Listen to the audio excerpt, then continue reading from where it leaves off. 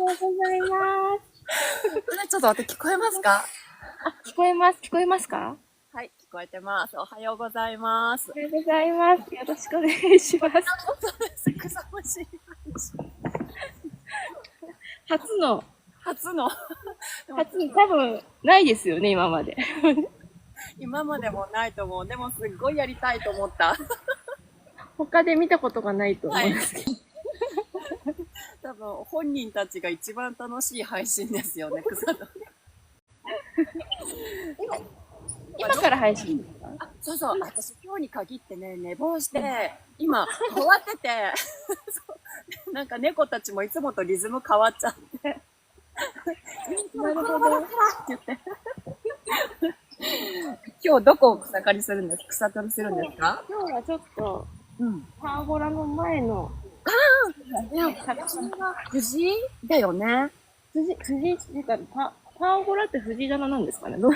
どれな、あ、違う。パーゴラは多分パーゴラで、でもパーゴラに藤が、絡んでるから藤棚なのかなと思って。なるほど。でも、すごい素敵で、羨ましい。はい、理想の、理想のお庭の図です。本当はもっとちっちゃいうん。のをしたかったんですけど、うん。なんか夫が作ったら、出来上がったらこんなでかくなってて。でもちょうどテーブルと椅子2脚、もうちょっと入りそうだし、大は小を兼ねるでいいんじゃないでしょうか。いいですかね。でかっと思って。でも、本当はね、シャインマスカットを植える、予定だったんですけど、うん。シャインマスカットよりか木工バラの方がもう勝っちゃって。あ、そうだ。あ、そうかもしれないね。木工バラ、単体だけでもすごいですもんね。すごいですよね。今日はどこのパーゴラのところの草取りね、私は出パーゴラの。埋まってるところの、そうそう、そこの草を取ろうと思うけど、そうなんですね。嫌いな草がいっぱい生えてます、これが。嫌いな草。あります、あります、うちも。うちもあります。うちにも同じやつがあります。変なのだ。しかも、こんなところに、この子も生えてる。これ、山ごぼうっていうの？あ、赤いやつですよね。赤い。はい。実は可愛いんですけど、はいはい。見ても、また毎年一回生えると生えてくるという。うちそれ、花壇に植えてます。あ、マジですか？でもね、私もね、ここに生えたのは可愛い。最初雑草の中に見て可愛いなと思ったから、植えたんですけど、とんでもなく大変なことになって、除去したんですけど、残ってるやつは、普通ね、完全に除去できたと思った後にまた生えてきてて、まあ、でも葉っぱも実も可愛いですよね、これは。可愛いですよね。そんな嫌いではないけど、ただ、抜くの忘れて育つと、1メートル以上育って確かにすごい出ます。なんかちょっと風景的にがあってもいいけど、花壇の中に入らないでっていう感じ。そうなんですよね。草取りが、なんか一緒に草取りしてる感じがすごい。草取りしてますよ。おかしいですね。おかしい。でもなんか同じ庭でやってるみたいな感覚があって。確かにありますね。うん。あんまりでも本当いないですよね、草取りをしてる。いや、多分本当これが唯一無二だと思います。ない。本当にない。いや、でも、いつもこう草取りっていうか、草刈りしててもそうだけど、なんだろう、背中合わせに他の人もどっかでやってるんだと思うと、喋りながら一緒にできたらいいなと思って、テレビ通話で友達とやったことあるけど、友達はなんか結局草取りしないでただ喋ってるだけだったんで、そうそう。一緒にできるっていうのがなんか本当に一緒に庭を手伝ってもらってる感じがすごいする。孤独だけどね。本当に。多分同じ時間に草取りしてる人、まあいますよね、多分。そう。きっとね。でもこれで増えてったら笑えるね。みんなさ、ひたすら草むしりしながらさ。4人ぐらいコラボできるから。それぞれの。でも、だいぶ南の方ですよね。はい、鹿児島ですね。すごい。あったかい今だ。暑いですね。もう、昨日ちょっと昼ちょっとライブをしてみたんですけど、暑くて、そう、昨日私もこっちも暑かったです。暑かったですか？うん。だいぶ、今日も30度まで、今日は昨日よりか2度ほど高くなる予定で、最初その台風が来てるっていうのを聞いてたんですけど、それで曇りだから2日間じゃあもう野良作業に、なんだろう、集中しようかと思ってたら、なんか台風どうにかなっちゃったみたいで、うん。ね、どこ行きましたね。そうそう。で、昨日は30度近くあって、今日は30度って書いてある。30度。うん。なんでかわかんない。なんか急に温度がまた上がって、数日前まで私、なんだったっけ、セーター着てたんですけど。そうなんですか？そうそうそう。雨だった時、まだ台風がなくなってなかった時は、セーターを着てて、朝のこれぐらいの時間は、この薄手の長袖でちょうどよかったんですけど、昨日はもう、夜すらちょっと暑くて、久々に窓を開けて寝ましたね。いや、まだ、クーラーつけて寝てます。なんかもうほんと来たり脱いだり来たり繰り返して。でもこの寒暖差がなんかね、冬だと野菜とかがね、甘くなったり美味しくなったり。そうムスカリが出てきた、ムスカリの球根が分球して育ったやつが出てきた。いいな。いいな。それはまた植えないと。そうそう、もう、この雑草の合間に、ムスカリの種が、飛んで球根になって分球してみたいな。そのやつと一緒に抜いちゃいかねないんですよね、いつも。カモミールを絶やしてしまいそうなので。カモミール植えてるんですか？そうそう、カモミールも埋まってたんですよ。すっごいわさわさで、しかもこのボックスエイジの下はカモミールが下からこの岩の間からバーッと出てくるように植えてあったんだけど、これがね、で発芽した姿を知らなかったから、春に雑草と一緒に全部抜いてしまって、もう今本当に1輪2輪残ってるだけだから、また種は持ちたいなと思ってるんですけど。カモミールいいですかね？私まだ植えてないですよ。カモミール植える場所を間違えると、このボックスエイジみたいにわっさわさになってすごいことになるんですけど、でも、なんだろう、匂い踏んだ時の匂いとかもすごくいいから、アップル系の香りのする、いいですね。種をまけばいいんですかね？そうそうそう。しかもなんか一回種まいて、畑にまいちゃった人は、カモミールは、種をまくもんじゃなくて、なんかもうもらったらそれで勝手に増えていくって、まさにそうなるので、それこそグランドカバー的にも、ストレスはないなと思って、踏むのがちょっと躊躇しますけど、増えちゃった場合は。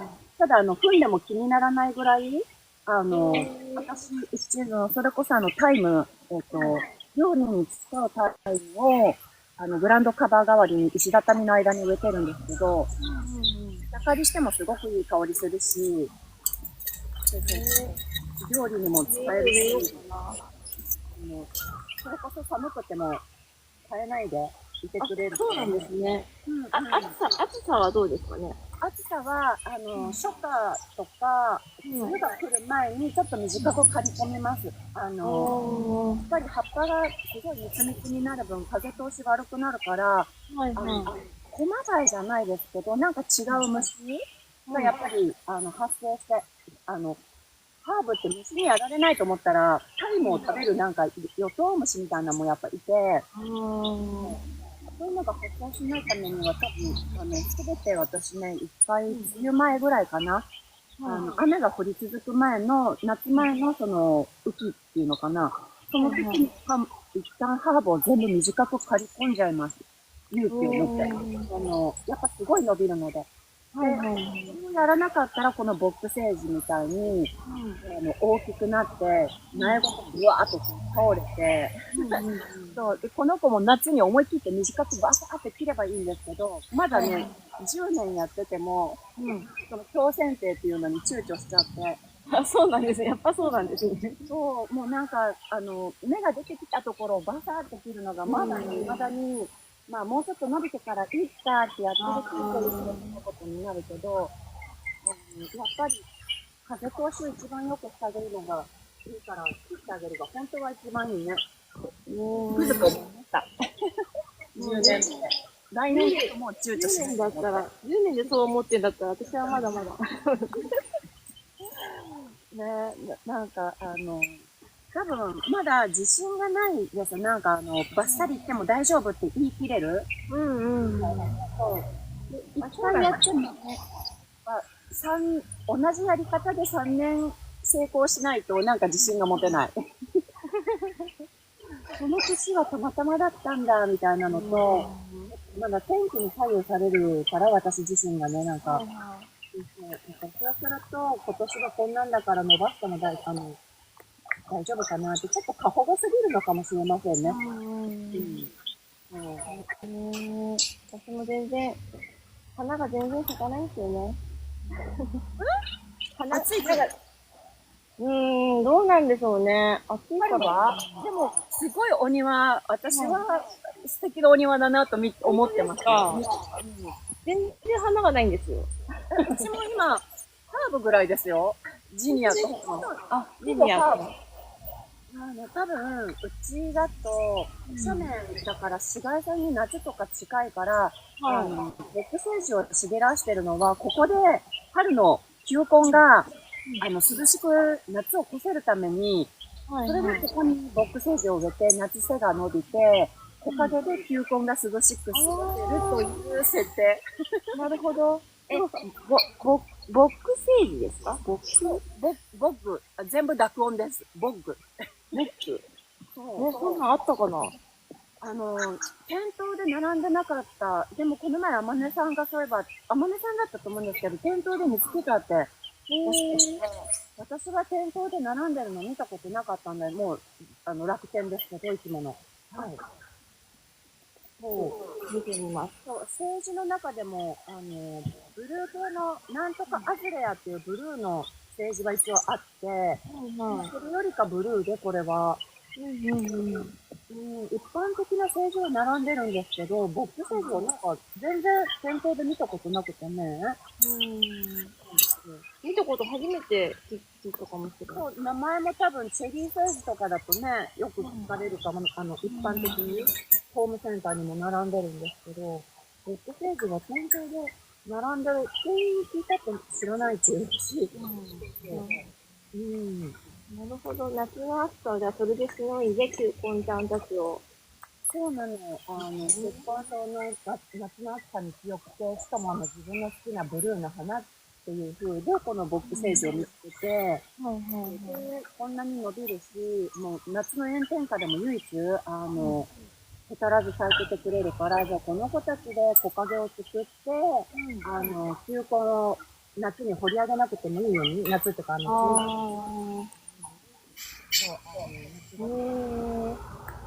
ゃあ私もそれを植えてみよう。そう、木陰に。もう、縁っこがいいですね。多分、縁っこで、南側からの火を、球根を守るっていう感じで、私はこういう背の高いのを使ってますね。なるほど。やっぱり強剪定しないと倒れたとこからもどんどん小枝が出てくるので、確かに。一株から4株、5株ぐらい増えてるかな。6、7、8株になった。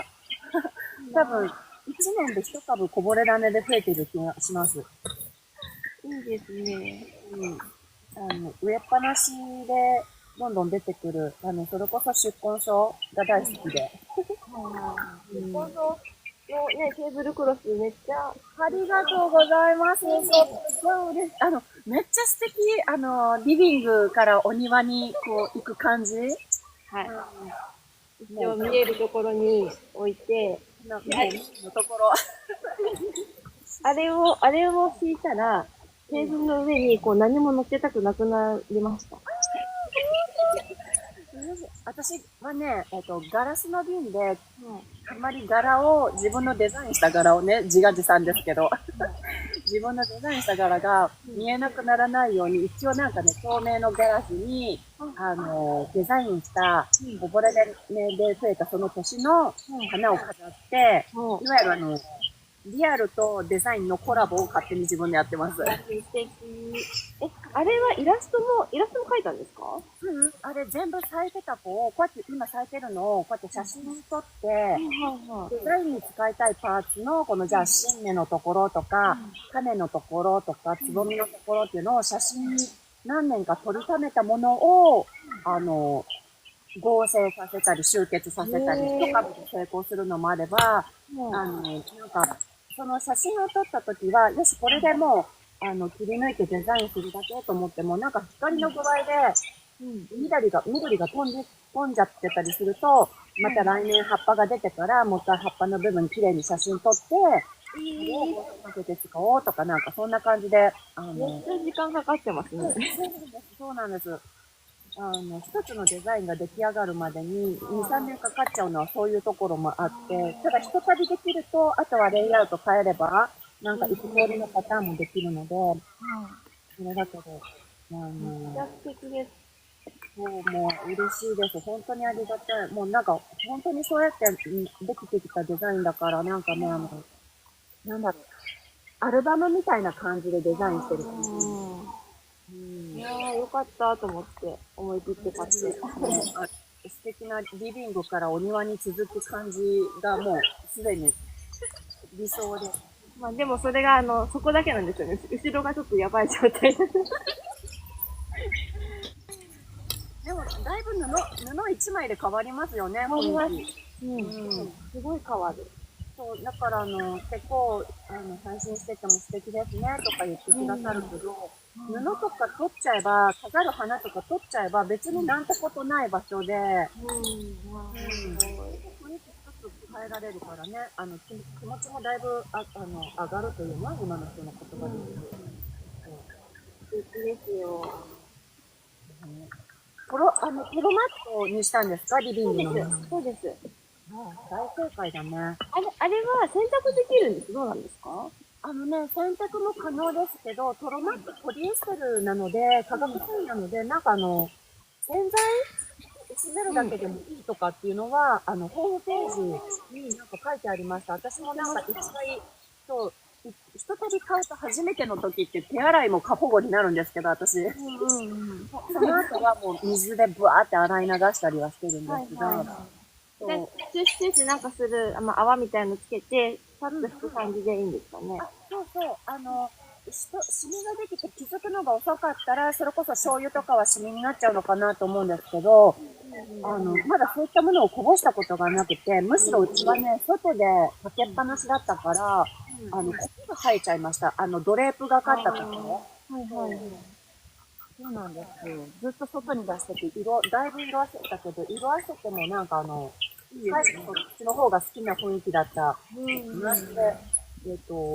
私がトロマットで購入したのは一番最初だったから野菜だったんですけど、なんか野菜の赤とかがもう食品ピンクで最初出来上がってきたからびっくりしたんだけど、意外とカメラ越しに見てみると綺麗だ。実際のうちのテーブルほんといい感じです。色合いとかも。ね、マグカップのブルーともすごい綺麗に合ってるなと思って。本当に、なんか、何度も見ちゃいました。本当ですか？あら、よかった。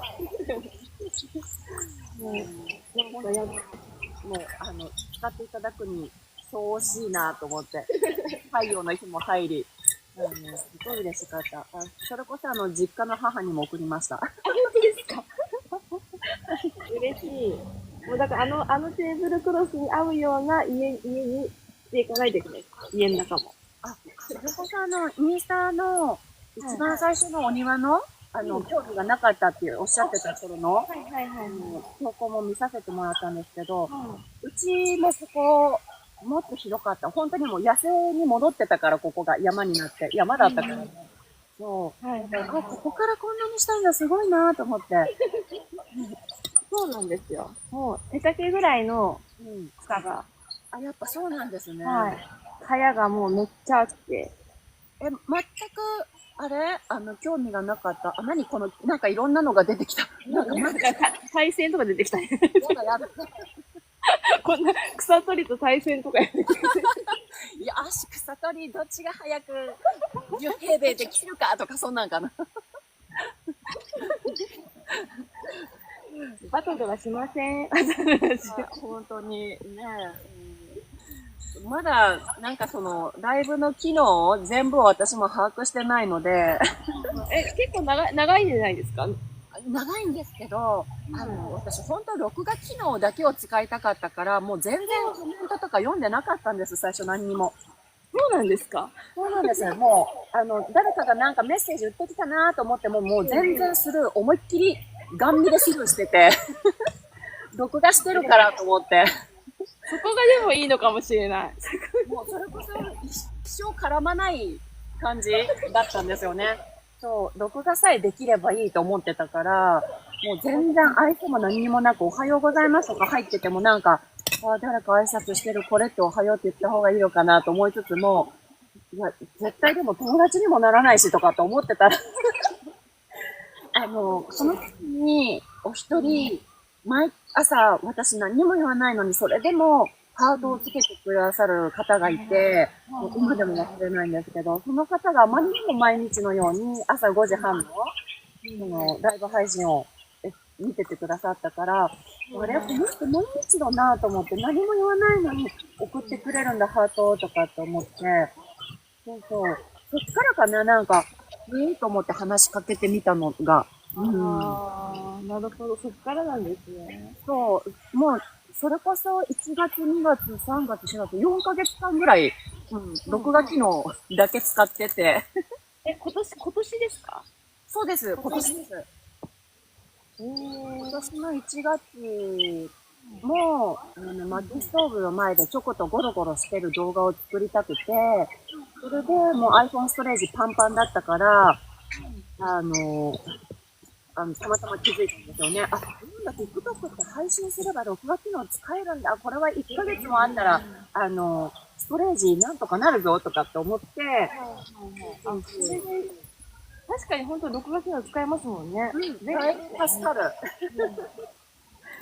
そう。なので、それで、結構長い間そんな感じでやってましたね。もう誰とも絡まずに。そう。でも誰とも絡まずにしても、100人以上見てるっていうのがすごい。増えてきたのが、ちょっとボソボソとなんか、そうそう。先日さよならしたボーイフレンドとギクシャクし始めてというか、もう自分がどうしようかなと思い始めた時に、もうね、一人で草むしりしてるのもちょっとあれだ、泣きたくないから誰か聞いてもらおうと思って、聞いてなんかコメントは入ってくるんですけど、もうひたすら一人でぼやぼやなんか言いながらやってて、ちょっとずつなんか増えてきた感じです。だけど、なんだろう、それこそフォロワーさんを増やすとかそういうことも頭になかったので、もうなんなら誰がフォローした、やだ、ブロックみたいな感じだったから。私がいいと思わないからブロックとかって、なんかすぐ、プロフィールを見ては、そんなんで、14人ぐらいしかいなかったんじゃないかな、フォロワーさんさ、私。そうなんですか？もう、全く TikTok でフォロワーさんを増やそうとか集客しようとか、全く何にも考えてなくて、ただただ録画機能が使いたいだけみたいな。そこが多分、ゆうこさんのフォロワーさん、いいんでしょうね。そこです。そう、本当に。それこそなんか録画機能を、優先させてたっていうか、もうそれが一番だったから、ハートとかなんかつくと、頭にハートが飛んでくると、編集して使おうと思うと、私って2時間録画しても、しびしわの具合により使えるのが4秒、早送りして数秒なのに、使いたいところがハートが来ちゃってもう無理とかと思うと、もう投げ銭も禁止とかって。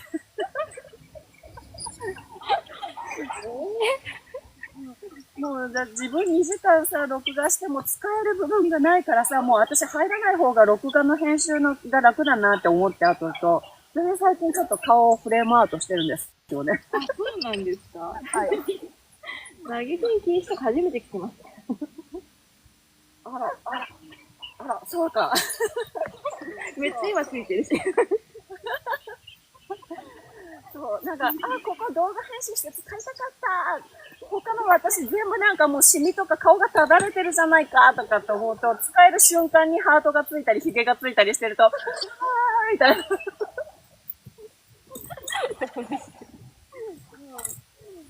真剣、そう、先週ぐらいかな、友達に相談して、投げ銭禁止にしようかなって言って、自分の顔がなんか使える箇所が少なすぎるから、そのいい瞬間に、なんかヒゲとかついてると、ハートミーとかは出てくるけど、他の投げ銭だったら出てこないんじゃないですか？時々、そう、私、で、どなたかわかんなかったけど、ちょっと高価なっておっしゃってたかな。私ちょっとまだ投げ銭をそんなにしたことがなかったからわかんなくて、なんか明らかに他のやつと違うだろうっていうのを結構連発してくれる人を先日ブロックしてしまった。ブロックせ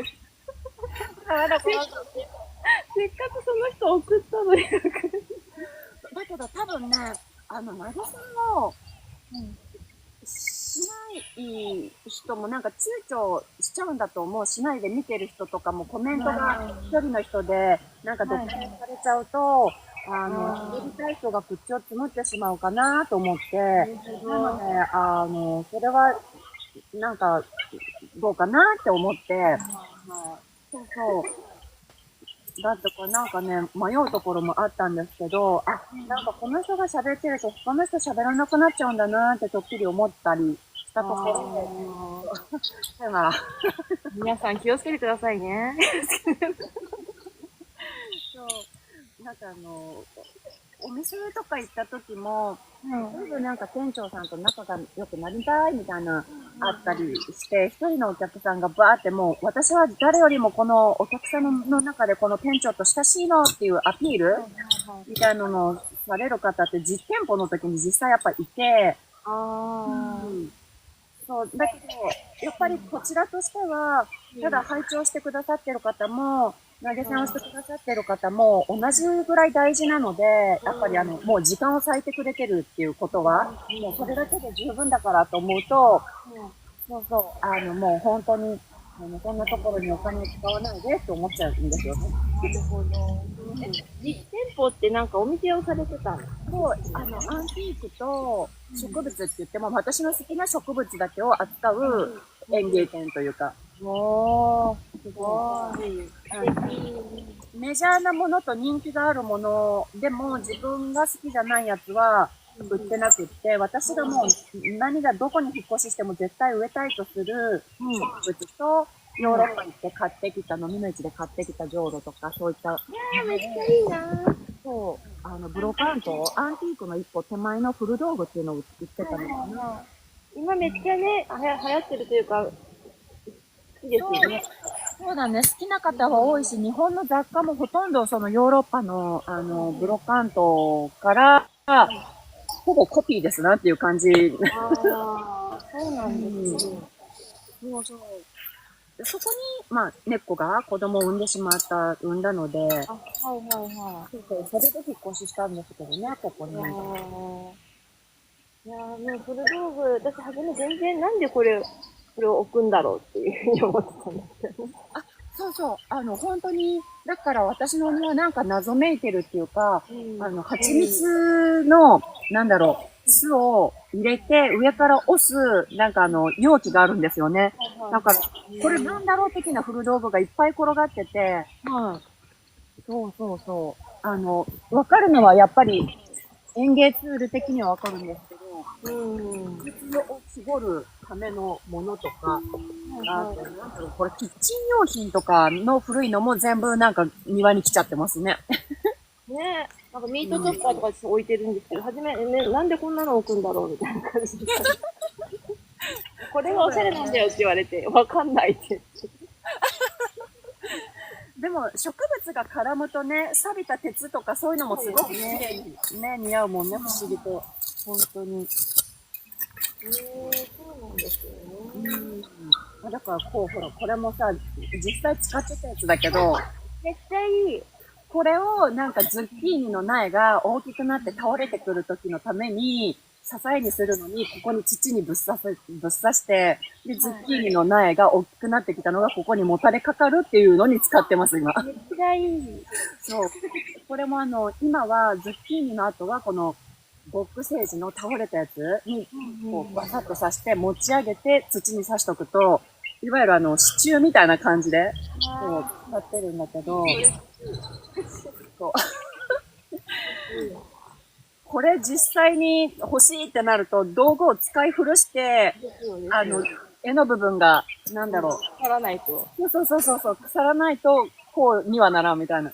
ほとんどそうですね。私、あっちのビルの苗も倒れてきたのを支えてるのは、昔ここで電気、落ち葉集めるやつの絵が、朽ちたので、頭だけになっちゃったから、そう、頭だけの部分を全部、土に刺して、この大きい苗を支えるためのものに使ってますね。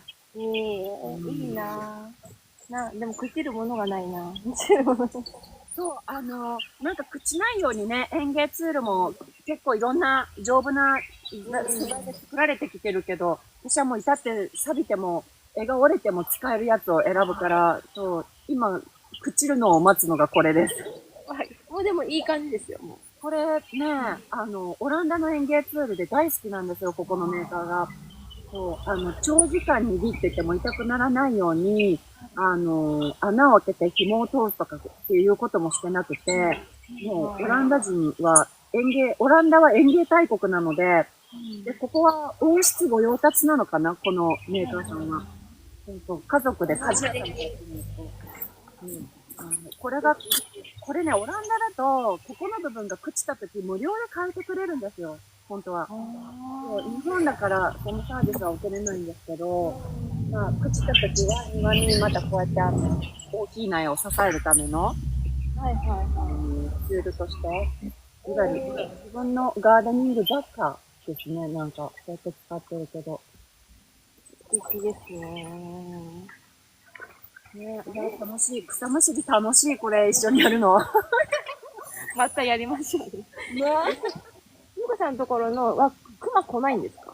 昨日、それこそちょうど牧場の方が、土を持ってきてくださって、おっしゃってたのが、うちの下と上は目撃情報があって、で、新聞配達に行ってる方が、熊に会ったって帰ってきた時の聞いて、なので、やっぱり熊はいますね、近くに。そうそう。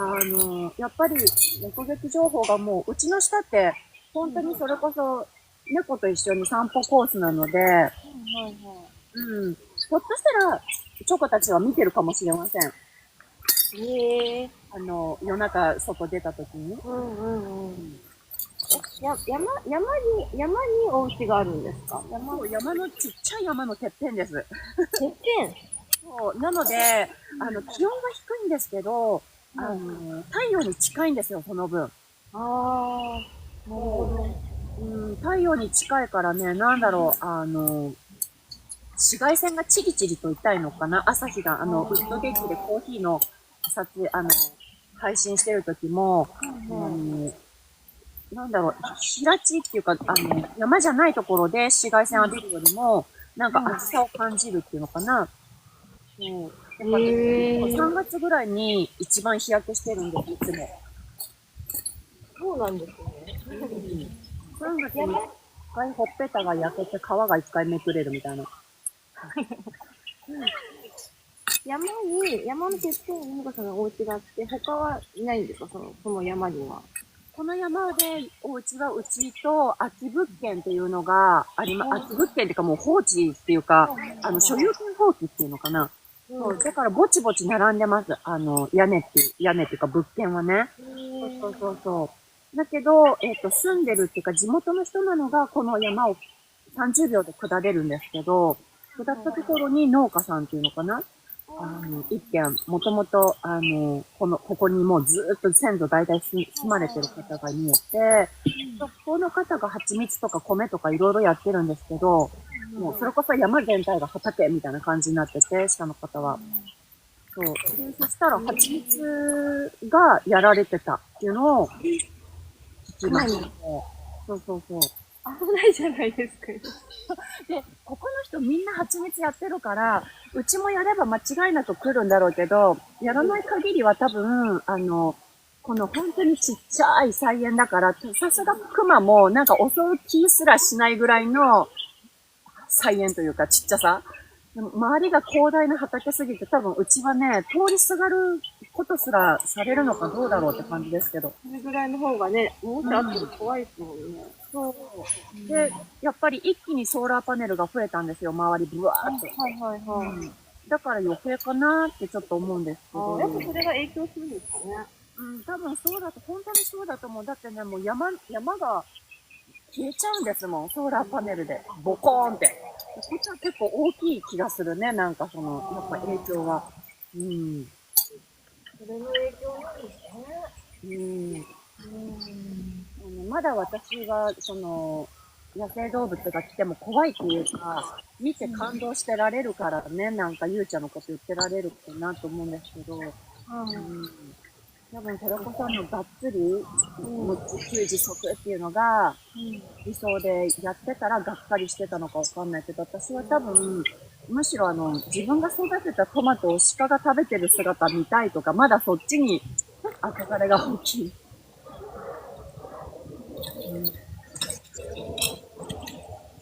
いや、すっごい綺麗。肌も。素敵な。ね、来年どんなお庭になってるんでしょうね。なんか楽しみですね。そうですね。もうとりあえず花が全然今までなかったんで。でも埋まってる、クリスマスローズとか結構たくさん埋まってますね、お花。クリスマスローズは何個か植えてますね。咲きます。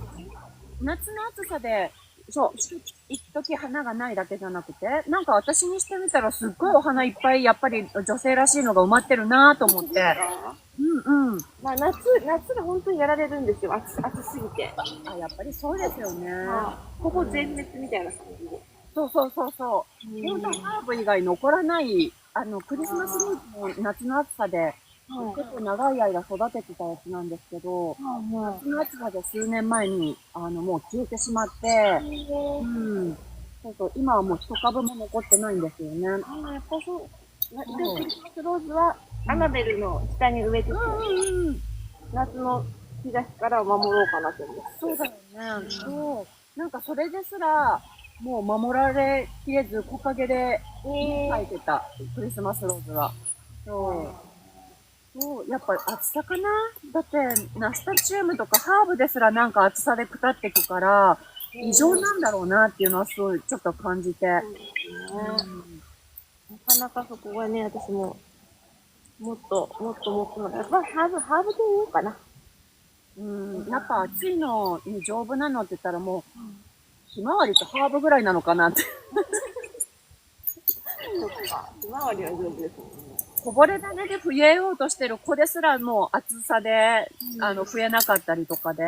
そう。なんかそう思うと、今年の暑さでもこんだけわさわさになったボックスエイジってやっぱ数字って強いなと思って。それは植えたいです。これ、多分、今、もし苗が売ってたら、ひょっとしたら、気温によってはまだ花が少しついてるかもしれませんね。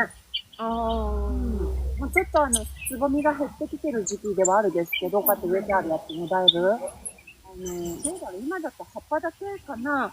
ハーブを買う時期って私いつもね、初夏の前に、春過ぎの夏前に買うかな、ハーブの苗も。じゃあ今じゃないですね。そう、多分、今から買って、秋に植え込んで、冬を越冬させて、来年の春芽吹くのを待つっていう、その一通りの流れが分かってたら、今買ってもいいと思います。そうですね。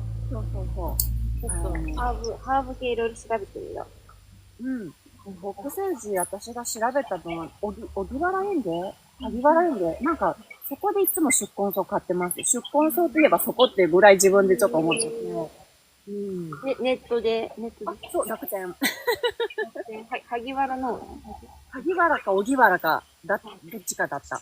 なんか出版層で有名だと思うんですよ、きっと。本も出されてるから。そうなんですね。そうそう。で、なんか、初め、ボックセージを買った人は、レビューを見ると、元気のない苗が届いたって書いてあったから、あ、やっぱもう浮気しないでこっから買おうと思ってそこで買った。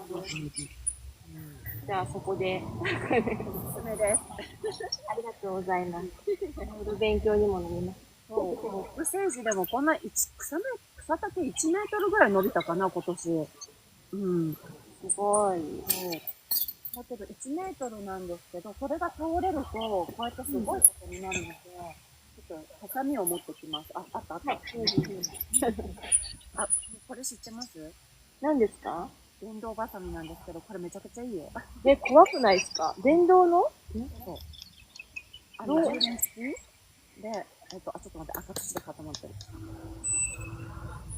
ちょっとの力でピッてなるのかな？そう、結構太い木の幹もバッキバキに折れて、チェーンソーとかは嫌だけど、チェーンソーで切れる細めのやつなら、太めのやつもこれで何回転かしつついくと、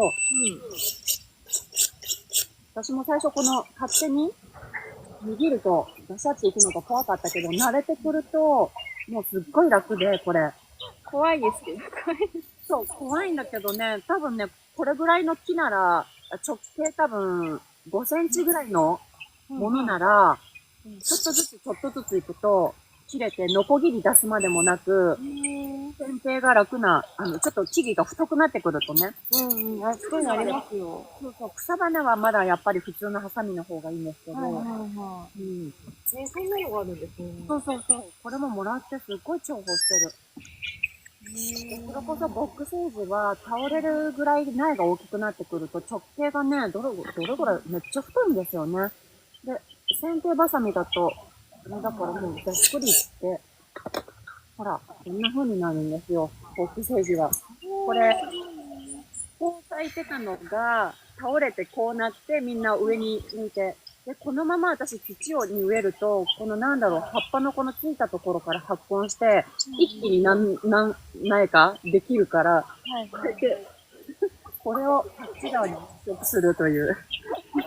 羨ましい。どうなんでしょう。でも私、やっぱり今年の春すごく誰か助けてって思ったのは、やっぱ、女性らしい庭じゃないから全然なんか見てると。いや。それこそ若さんのとことかの、天音さんとか、やっぱ女の人の庭とちょっと違うな、私って自分で思って。誰か可愛くしてって思った。可愛いですよ、もう。羨ましい。なんか違うんですよ。なんだろうね。天音さんはすごいっすよ。ねえ。はい。本当に、すごい。女の人らしいなと思うんだけど、私はなんかちょっと、山の上に猫の多頭飼いの中年の怪しい人の庭っぽい。それがいいんですよ。自然なところがまたいいんですよ。本当に、すごい、こぼれな、ボックセージ全部、石積みにした上に植えてたのがこぼれ種で下からも生えてる。嬉しいな。羨ましい。もうなんかこの増えていくのが一年時を経っていくのがとっても嬉しい。っていうのが本当にまた来年倍になってるんだと思うと、なんか来年が来るのがもうすでにいつも楽しみくなっちゃって、どの季節も。そうですね。そう、咲いたんだ。じゃあ来年もっとすごいなと思うと、もうこの先が楽しみでしかないなと思って。いや、私、コメント全然、ごめん、みんな全然読んでなかった。おはようございます。皆さん。若さんと草むしりです。草むしりです。鹿児島と岐阜県でしたっけ？岐阜県で。草むしりコラボをしてます。バトルなしの。そう。あれ、バトルは何なんですか？視聴者さん同士がバトルするってこと？見たいですね。私もあんま見てないですけど、視聴者さんがタップとか投げ銭とかして戦うみたいな。自分のライブとかで戦うんじゃなくて、人のライブの中で対戦するってこと？そうそうそうそう。何それ？で、なんか、推してる人を勝たせたいみたいな。で、バトルをすると、いろんな人が見に来るから、フォロワーが増えたりとか、っていうらしい。それを見る人って、はい。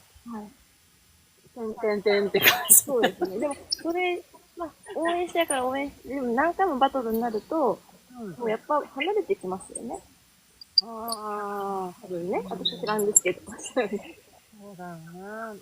私にはちょっとわからない世界だなって思って。そこはしてないですね。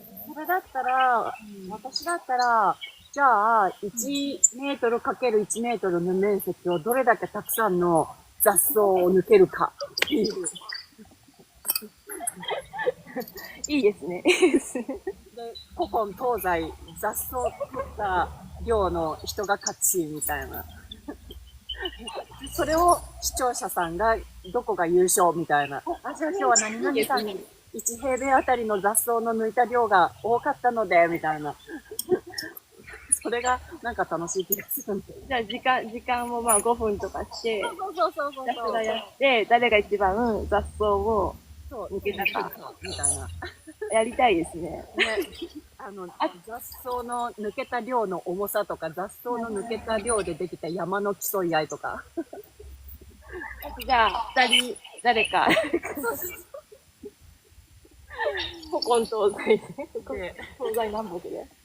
ね、なんかそういう実質的なゲームの方が楽しい。でも、一通り私は結構好き。根っこがシュッと抜けた時めっちゃ気持ちいい。そう、わかります。いいですよね。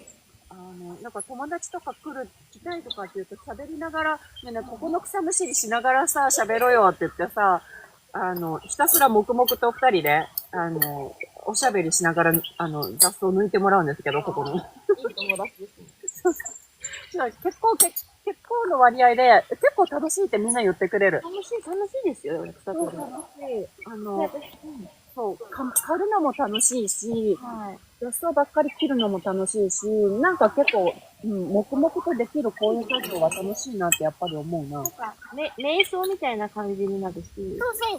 多分そう。なんかやっぱ無心になれるから、まあ、ほんと瞑想の時間と思ってるんで。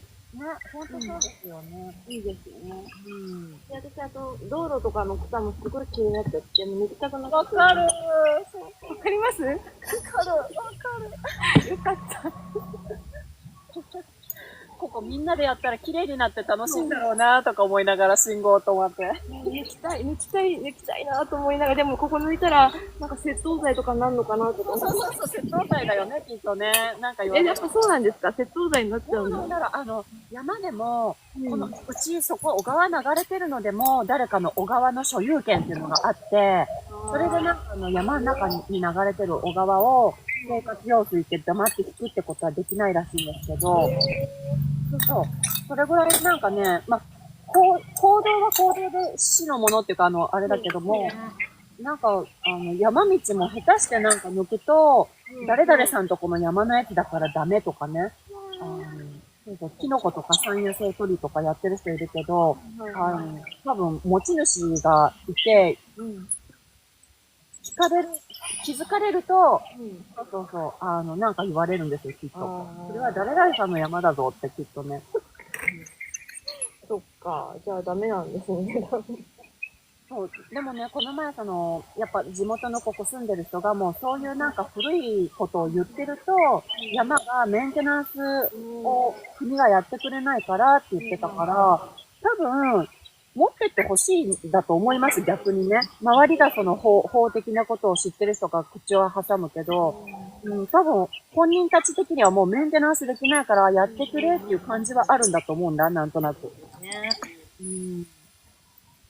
だってここらも、背の高い木、日陰になっちゃうので切ってくださいって言うと、もう自分では切れないから切ってって言われますもん、ここも。ですよね。もうちょっとだからその辺はなんかね、ガーデニング好きな人が、道路のね、そうなんです。なんか、道路を作るときに、こう、木と花壇を植える想定で作られてるんですけど、そこ何もしないから、うん。そこに草がバーって生えて、そう。何もしなんかね、ないよね。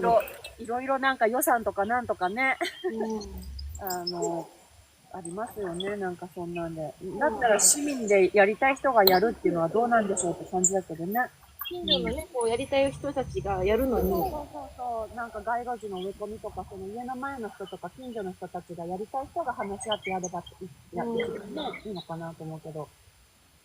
草ぼうぼうで、もうそれが私はもう撮りたくてしょうがなくなる。なんか、名古屋でさ、勝手に、その街中の花壇に野菜を植えた人がいて、で、なんかニュースになんかなったことがあるらしくって、それは悪いニュースになるんですか？最初悪いニュースだったんだけど、結構市民的にはいいんじゃないですかって言って、当日すがる街の人たちはね、そしたらなんか市長が、なんかそれをいいとしたらしくって、あ、よかったねと思って。そう。あ、今、あまねさんがいらっしゃったみたいです。本当だ。あ、どこだちょっと待ってよ。今ね、多分こっちに、本当だ。おはよう。準備してて。あまねさんが一番楽しみにしてたのに。私も今日、ほんと寝坊して、わーとかと思って、今日に限って寝坊っていうかなんかそう、やっぱ秋、季節の変わり目だから獣の動く時間帯とか動き方とか種類が変わって、そうすると猫たちのなんか起きたりする時間も変わり、それでなんか二度寝をしちゃったんですよね、珍しく。そしたらもうギリギリで、ーと思って、バタバタバターっと用意して。よかった。でも自然のね、あれでいいですよ。ね、もうでも、おはようございます、皆さん。草むしり、草取りライブしてます。あ、なんだろう。ライブあと5分で終了しますって書いてる。どういうことですか？あ、ピコなんかね、私のパズルのピース正しいところにドラッグしてください。何これ？うちは何にも出てないよ。なんか、あれですかね。なんかね、パズルみたいなやつですよね。で、それをスライドさせて、で、キュッと、もう完全にパズルをはめないと、もう一回やり直しみたいな。あれ何ですかね？長い私が思うに、なんか同じままの画面が、いわゆるなんか放置配信がダメみたいな感じなのかな。私ユンボの時放置配信になってた、そしたら強制終了になってたんですけど、ちゃんと配信者がカメラの前にいるかどうか的な確認でしたよ、なんか。でもいますもんね。そう。いるのに。1時間ちょっと、50分ぐらいやってると毎回それ出る、私。なるほど。そんなにしてんですか？そう。なんかね、私喋り出すと長いじゃん。で、しかもさ、自分一人で喋ってるじゃん。私。すごい羨ましいです。私喋れないんですよね。私ね、多分喋ってたらね、それこそね、24時間愛は救うぐらいの、12時間おきに、じゃなくて24時間多分ぶっ通しで喋れる、私。ああ、すごい。向いてますね。もう、なんだったっけ、男の人でずっと喋る人、有名な、古田さん。さんまさんだ。うん。もうなんかテレビ見たのがどんだけ前だか忘れたけど、さんまさんと、多分、一晩中喋ったら、喋り明かせるの私だけだと思ってた、若い頃。そう。多分あの人ぐらい喋る、私きっと。なかなか私一人で喋ることができないから。なんだろう、でも独り言とかはない？私独り言なんですよ、これ。ないです。もう独り言もすごい大きい声だしね、なんか昔から、この猫と暮らす前から独り言は多いし、うん。そう。そうしないです。独り言だな、ほぼ。そう。で、多分友達が目の前にいても、友達が私の話を理解してるかどうかも気にせず、ずーっと私がひたすら喋ってるだけだから、一人でも友達が目の前にいても変わんないみたいな。なるほど。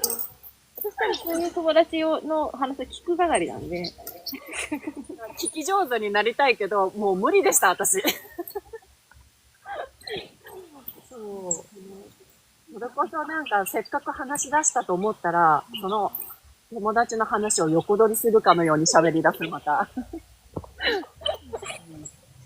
本当は聞き上手になりたいと思って何度も練習がしてみたんですけど、無理でしたね、本当に。いいですよ、それで。いいです。口下手な人からはね、いやもう私喋んなくていいから楽って言われますけど、私はもう全然、私は聞く方が好きだったりするんで。そっか。聞いてそれ突っ込むっていう。あれ、出身地元ですか？地元は、鹿児島、神奈川、地元は鹿児島、生まれは宮崎、でもこっちは親が出身ですね。そうなんですね。あまねさんが由美子さんみたいな話してくれる人助かりますよねって、友達の一人は欲しいって。そう。そうなんですよ。そうなんだね。もう永遠に喋ってるし、もう本当に、友達が泊まりに来ても、もう眠いとかお休みって言ってくんないと、なんか私からお休みって、寝れないので、もうなんか相手が静かに切り上げない限りは、喋らないといけないみたいなのは、なんかあって。いや、なんか、すごい。もうライバー、もう本当にライバー向いてるけど。だけどかなり不愛想だったという、絡むつもりないし、誰かコメント入れてきてるし、みたいな感じでずーっとスルーしてた。3ヶ月ずーっとそう、もう3、4ヶ月結構長い間そんな感じだった。その間フォロー、同棲というか見てくれる人何人ぐらいいたんですか？そこすら見てなかったんですよ。それこそ5人とか7人っていうのを何回か見たことあって、で、まあでも録画配信してるからあまり見てくれてない方がいいなって思ってたから、そう、7人とかいると、うわ、人見てるどうしようと思って、お湯沸かしに行って姿隠したりとか、で、ちょっと人数が減った時は、まあどうせ、いっかと思いながら、録画にも集中してたので、コメントもなんか動いてるけど、文字はいろいろ動いてるけど、私は録画配信してる、配信じゃなくて録画してるだけだからっていうのがもう意識が強すぎて、何人か私、いろんな人見たけど、そういう方、由美子さんだけですよ。もう笑顔すらなかった。でも、そう、たまにこう、帰ってくるの多分嬉しくて、多分みんな、中毒になってるんだと思います。本当に、そう、配信を何回か見てみたんだけど、私なんか、あまり見たい配信に巡れ合えなかったから、私が録画して見てる人もきっと、私の見たくない配信をしてるような人なのかもってちょっと思ってたので、本当になんか不愛想というか、もう感じ悪いぐらいで、録画して自分が映ってる時だけニコニコして、一応なんか楽しそうに喋ってるふりだけして、私もう10分ぐらい録画できたから、あとは加工して終わりとかっていう風で、こんな感じだと20分とか1時間もつけてなくって。由美子さんは前はコメント見ずにずっと一人で話してたってます。コメントです。そう、本当に。でもそれがみんな多分、好きなんですよね。私が夜見る時間がダメだったのかわかんないけど、ちょっとどんなものをやってるか見に行こうと思って見に行くと、なんかひたすら、誰々さんこんにちは、誰々さんこんにちは、誰々さんありがとうございます。なんとかさんお帰りなさい。それをなんか延々と見させられるのかと思うと見たいものではなくって、違うなと思って。で、ようやく一人、これは見たいと思ったのを見つけたんですけど、なんかフォロワーさんとかいろんなの、なんかちょっと、巨大なアカウントになってったら、なんかもう最近カラオケで歌ってる動画しか流れてこないから、どっかで変わっちゃったなと思ってさよなら、みたいな。その人は草取りしてたんですか？その人は、なんか菜園とか畑、もうがっつりとした本当にちょっと敷地の大きい、畑をやってみえて、で、可愛かったし、まあ、女性から可愛いっていうのも変だけど、見た目もそんな、目の保養にもなるぐらいの可愛いのと、声も可愛かったから、じゃあちょっとこの人の配信を見てみようかなってちょっと思って、そうそう。で、見てたところ、なんかこういう育て方をしたい、ああいう育て方をしたいっていうだったから、経験上聞いてれたというか聞いてたんですね。そうで、特にコメントすることもなく私は見てて、むしろ話を聞いてるのに、誰かがコメントしてそれに対応すると話が折れるじゃないですか、その度聞いてるだけのこっちは。でそれでちょっぴりなんかね、私はライブ配信を見るっていうのが、なんかつまんないなと思って、挨拶ばっかりでつまんないなって、で、なんかハートが飛んでくると、ハートありがとうございますとかで話がポキッと折れたりで、なんか30分サクッと聞いて終わりたいのに、なんかその、挨拶とかそういうのが入っちゃうと、話が途切れて長くて全部聞きたいの聞けなかったみたいなのが結構あって、それでライブ配信はすれど、見るってことがないんですよね、全然。あまねさんありがとう。あまねさん来た。見えました。あれあまねさんと若さんは、同じぐらいのお年？あまりさんの年齢知らないです。でも、めちゃめちゃ若くない？今年はですね、48歳です。若い。変わんなくないですか？いや、私嬉しいですよ。若い方も年配の方が見てくれるのもとっても、女性が見てくれるっていうのがすごく嬉しい。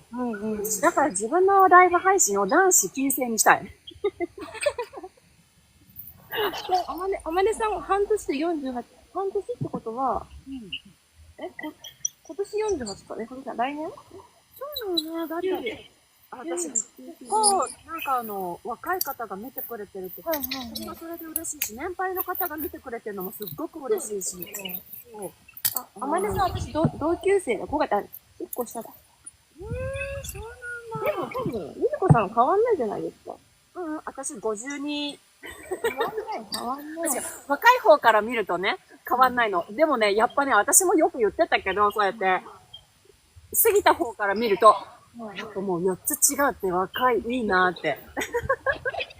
変わんない。だって、ゆずこさんだって、老眼鏡かけなくてもスマホ見えるじゃないですか。読んでないだけです。でも、ちゃんと言います。老眼だから、読めなくてごめんねって、見えるときはなんかシュッと一瞬くっきり見えるときあるんですよね。ピントが合うかなんかで。だけど、もともと近視かなんかだから、そんなに視力は良くなくって、遠くをやっぱ見た後は見やすい、このコメントが。だけども、手元の作業をした後に、この、もうインスタの文字とかなんて読めたもんじゃなくって、そう。もう、なるほど。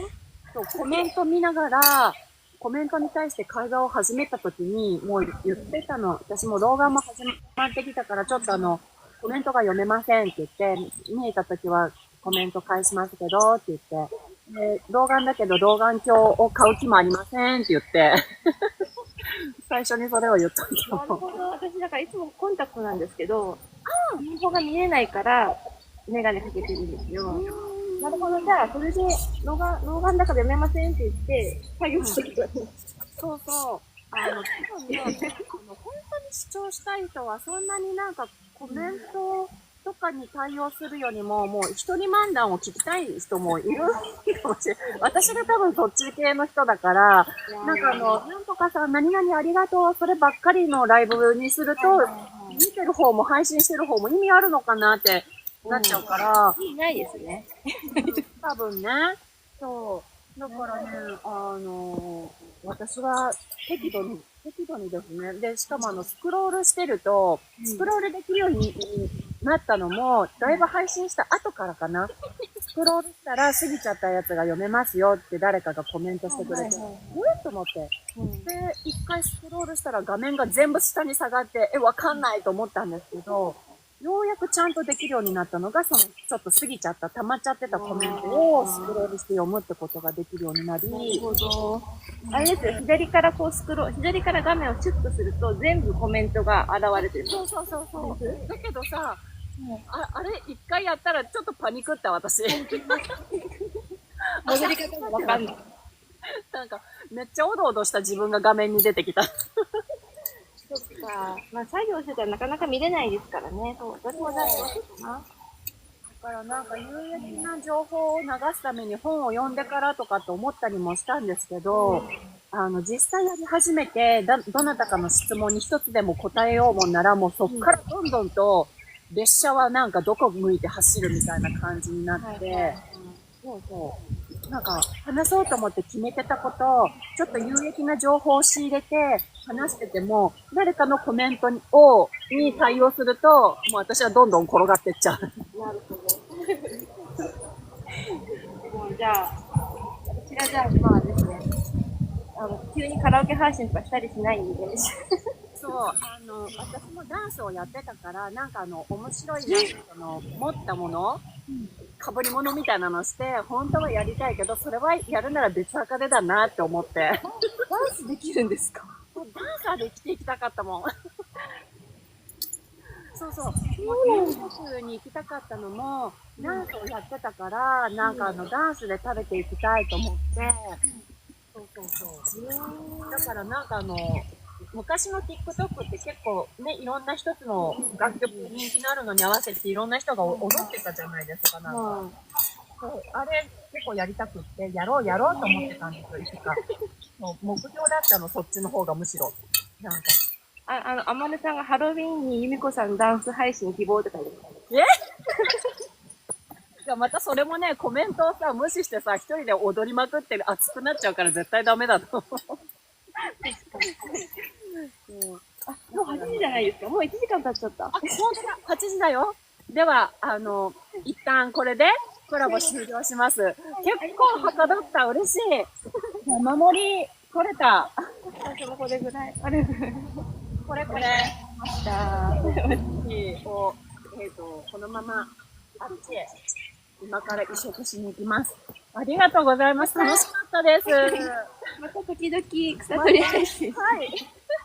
声かけてください。なんか、若い人に私から声かけると、なんかなんとかハラスメントみたいになっちゃって嫌だから、若い方から誘ってくだされば。ありがとうございます。ありがとうございます。コラボだけ終了するのどうやってするんだろう？私、このマークしか知らないです。このまま多分配信終了を押せば終了になる。はい。じゃあ配信終了しますね。終了します。ありがとうございます。あまねさんもありがとう。皆さんありがとうございます。失礼します。失礼します。